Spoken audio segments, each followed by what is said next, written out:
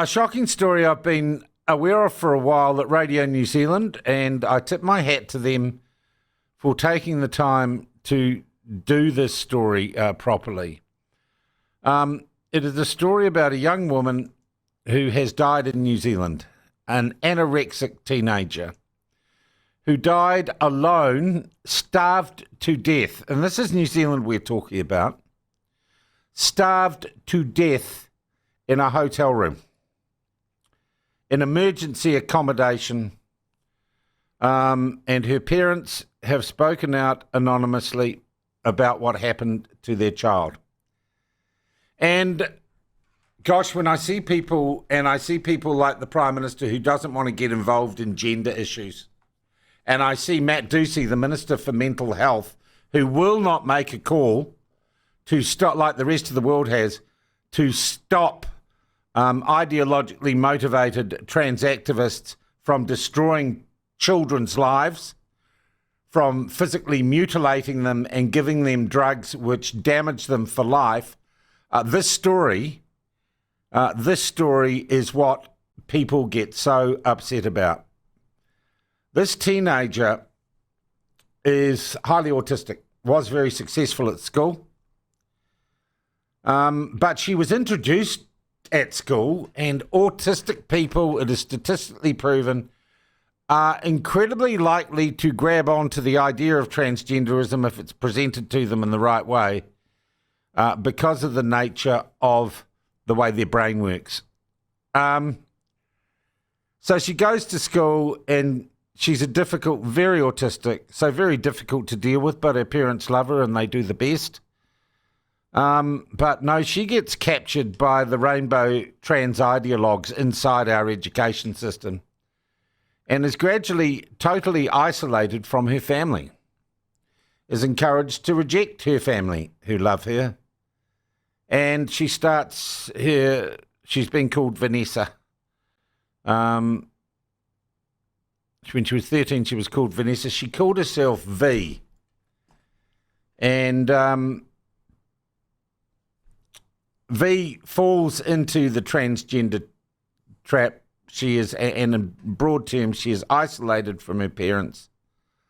But she's incredibly difficult because of her level of autism, and she is anorexic. And like an anorexic, she doesn't see that. Things become so bad, she is totally split from her parents.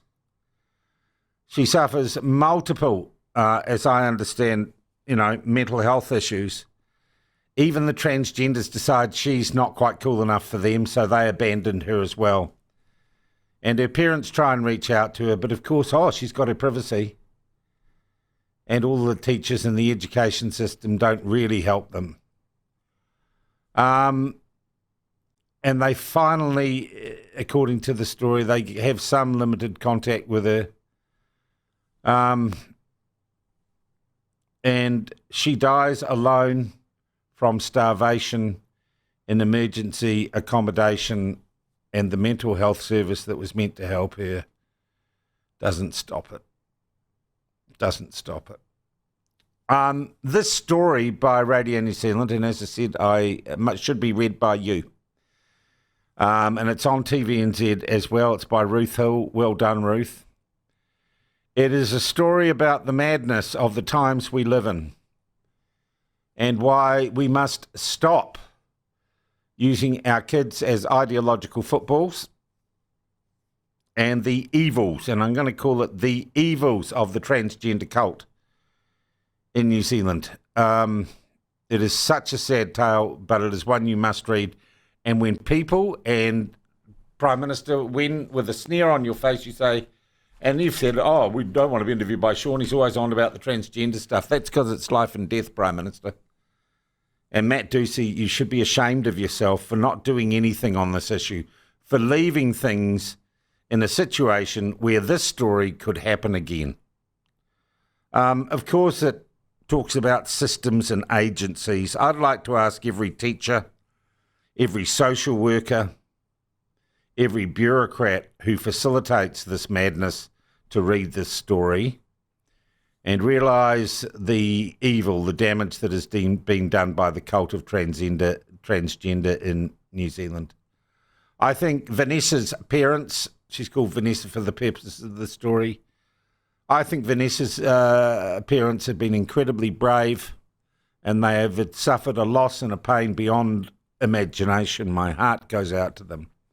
And I can only wish them the best, but I would also wish that this story gets a huge amount of coverage and something is done, and we do not take the non-engagement of our Mental Health Minister, Matt Ducey, on this as acceptable, and that this country wakes up and stops indulging madness.